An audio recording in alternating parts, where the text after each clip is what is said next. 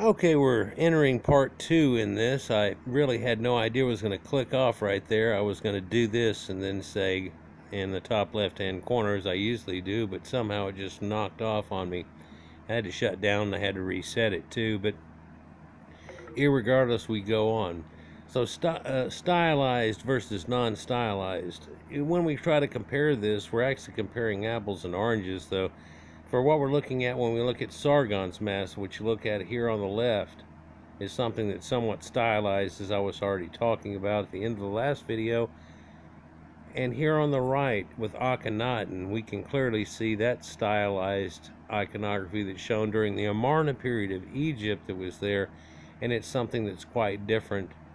But now I've recently did a video about his recreation that they've done off the skull of KV-55, which is Akhenaten and the father of King Tut and so on as it works out. And it shows you that he didn't have this longer looking face on him necessarily that they give him, along with the other traits that they exaggerate somewhat cartoonistically in that effigy. But when we try to compare that to these people of the Sanxingdui, it's not really quite the same. Now you can find that the Greeks were really finally the first people that were able to put out something that looked realistic, really, and the Romans here on the right also. Something that even to this day is a marvel, how you could take a piece of rock and chisel it out and then smooth it and come to a degree that they were able to come to back then. I often refer to in the Medusa tales that could just really be people of ancient times, the Medusa, and they caught their stare and bow and they go, yep, we sculpted this. Reality is they actually did the work, like there is with so much ancient stonework. But when we compare it like this, you can see that this is not at all realistic, really. And if you were to try to make that into human again on the left-hand side, I'd have to say that's Abraham Lincoln, who hasn't slept very much lately, and he's real pissed off and crossed with an alien. And he's got these weird-looking eyes that I used to draw whenever I was a kid. And people say these are closed up or whatever. No, they appear to have been open. And again, they said that the eyebrows and a lot of the faces on these things would have been painted. And that some of their eyes were solid black with little white dots all over them, almost like they had galaxy eyes. So this again would have been somebody who was a celestial type of god and a god type of effigy of the people. One wonders how they could pull off something like this, these huge ears here that are sticking out. But it's just radically different. It doesn't look the same. You know, in Sargon, you can see that he's even got his hair pulled back and braided, and a big cuke that used to be back there that broke off or what. When you look at their side view appearance in here, and almost have a Captain Picard kind of thing a little bit, or maybe a Lincoln deal. But again, you see that jawline that's on those guys, and they have that extra appearance that's on the jawline here, showing and denoting the chin. But also it might be, or it looks like to me to be appearance of a chin type of beard, much like you see Sargon with here on the right hand side. So you can't really compare the two. You know, it's apples and oranges. This is something that's just a figure versus something that's supposed to be pseudo-realistic. And an ancient Photoshop idealistic view of somebody. So you look at the one on the right here and you can actually see the person inside of it. In fact, due to the glare and the way the eye thing is set, it looks like I can see him and he's looking over there to the left of us. But on the left of us here, you can see something that looks more like a tiki god, doesn't it? Yeah, something you'd much more attach to the Mayans. In fact, my first approach to doing this video was actually starting off with that and a few other things I could show you, and actually starting off with this concept of where we at, like I've done so many times in my videos. Where are we at? Because some of the filigree that I'll show you here coming up has a lot to do with what you would think of as Mayans. And strangely, it's over here and in the edge of China. But it's Caucasians. Yeah, it's got a weird twist to it, doesn't it? So, who are known for gold masks? Well, the Scythians are known for gold masks, and the gold masks are found in ancient Anatolia, and the mask of Agamemnon, and so on. But of course, the famous ones we think of right off the bat is Egypt. A little different style. It's not made out of a gold foil, so it doesn't crumple real easy like the one on the left. It's a lot thicker. So you're able to design things like this. In fact, it's inlaid with all kinds of stones and stuff, and it's done in a different way. But it's still a gold mask. And that can be found in Caucasian people leading all over the Fertile Crescent, and farther than most people give credit for. In fact, this is one version of it, although it has a weird appearance.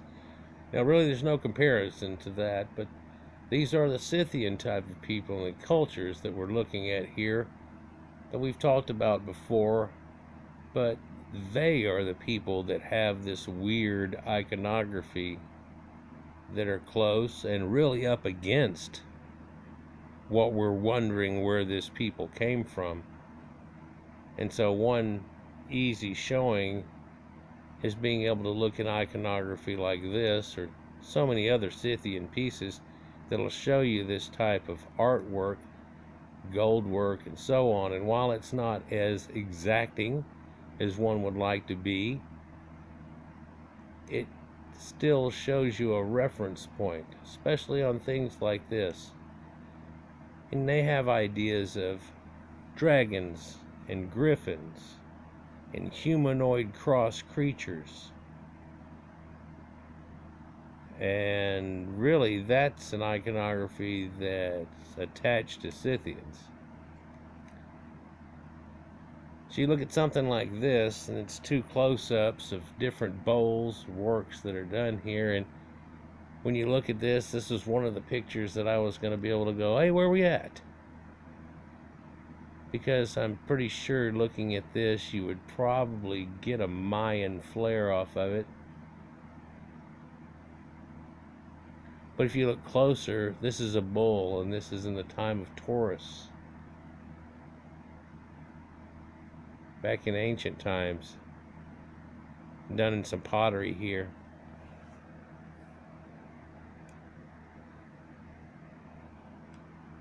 And other symbolic things like this that are shown. These people are well known for these demonistic type of Aries type of things that are shown here, along with bird iconography that looks so much like a parrot. Where are we at? I guarantee if I did that, now thinking about it, I doubt anybody would hit on China for quite a few attempts. But even roosters and so on. Where are we at? Here's this bird on the left, like some kind of bird of the paradise thing with his crest on him that looks so Mayan, I'm almost choking on it. Where are we at?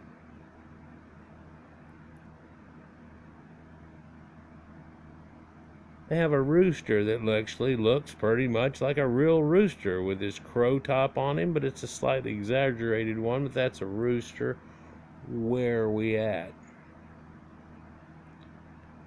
See, I think that if I showed you those five and this other couple that I could show you and pulled the where are we at and finally got to this one at the end, the rooster thing would screw everybody up, because they would start being, and I would want you to be directed towards Mayan type thoughts, and then all of a sudden you'd be like, what?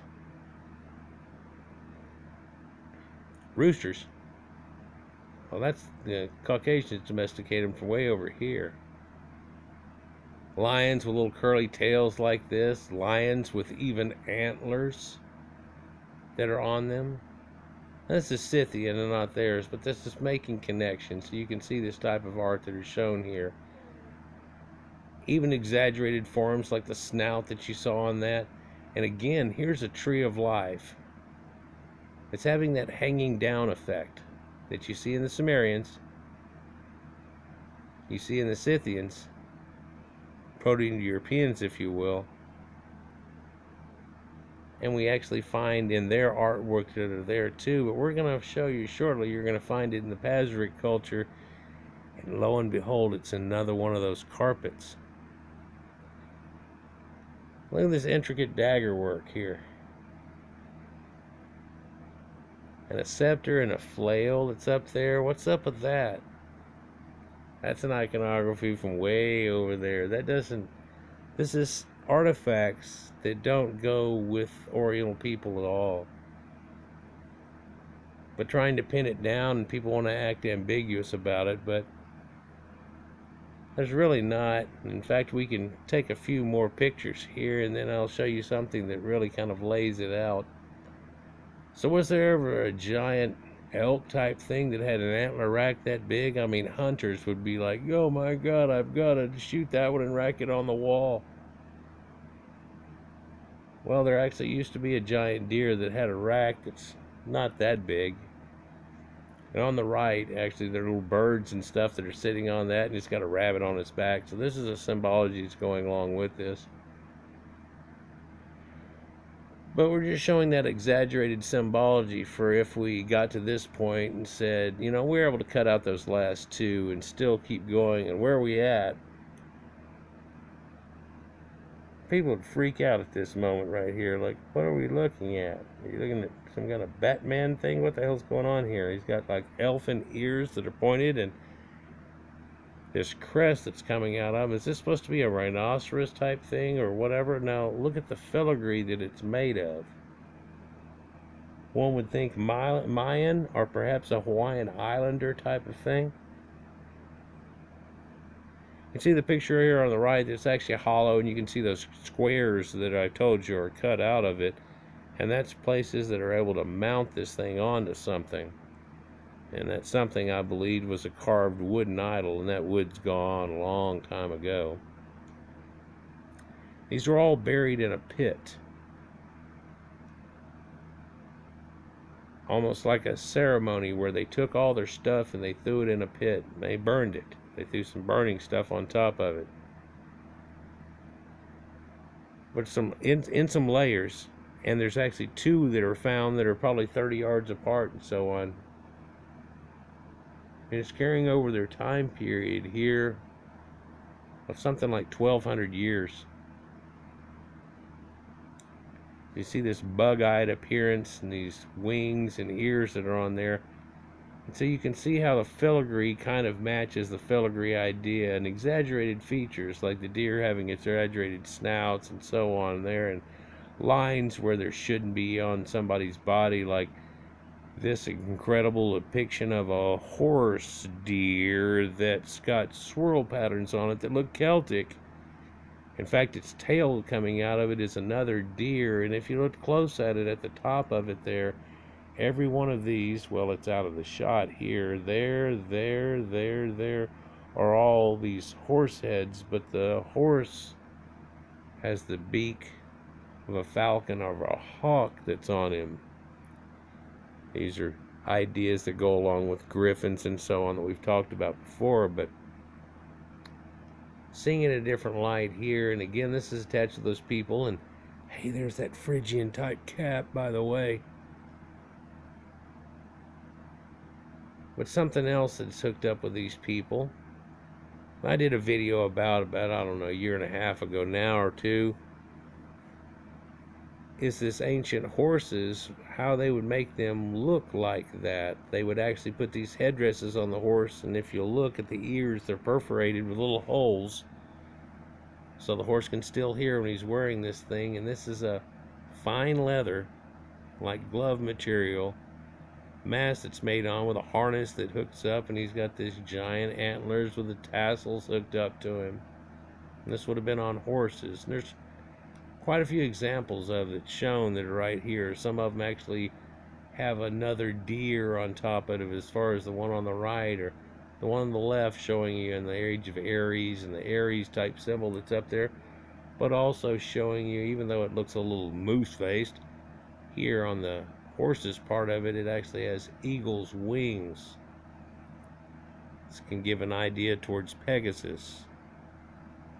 You know, these people brought us a whole bunch of weird iconography, like Pegasus, like griffins, like a lot of things, and in their art you can expect there to be things that are also in that way and in exaggerated forms. And whenever you see visions of perhaps their god people, or perhaps a demon that's guarding the gates that they have and so on, that they would have an iconography that looks like that, especially for a newcomer showing up. It'd be something that whenever you saw it, you'd kind of like want to turn away from. Something like whenever I play my D&D video game, whenever we go to it and you go, and you look at that and you go, this is probably leading to the, yeah, isn't it? Yeah. So here's another depiction of the one with the eagle's wings on it on the right, and of course it looks like a moose again to me, but that's just me. On the left is one that I showed in that other video where I did about it, where it actually makes the horse into a man with an actual helmet on. And then on top of that is a ram, and on top of that is a rooster. And there's symbology that goes all with that, with the phoenix and so on, Aries. But these are just ways of these people to do something like this and build in a horse into a totally another creature. Have we seen any other things like this? Well, I've shown you other pictures of the Tuatha De Danann, and whenever they show them, they show the horses that have headdresses much like this, one of which a princess is riding, and they've made it into a unicorn. And the unicorn's horn is not the unicorn of old that the stories were written about, for that's really having to do with the one-horned rhino. For that horn that's on that one that she's riding comes from a narwhal. And these narwhals have this tusk that's swirly and comes out of them. They used to be used for wizard wands. Yeah. And they would tell you that they cut off the head of a unicorn, or they killed a unicorn to get that magic wand, and that's why it worked so well. Got other videos about that, but here's some of those masks and the pieces and where they're built in together. So again, you can see the side parts where these things would have been nailed onto it. There are other effigies that are showing it straight on. And while there's a little bit of a variation on a theme, you can see that it's this constant Abe Lincoln alien thing that's pretty much the iconography or the standard or the holotype of what they're doing towards this. And again, here's these pits that they found that whenever they dug down into them had all these artifacts that are into them. And they're not small in any way. That's part of the thing that really threw it off, is they've got these casted bronze pieces that are gigantic and would have been nailed onto a huge oak tree or other type of tree here.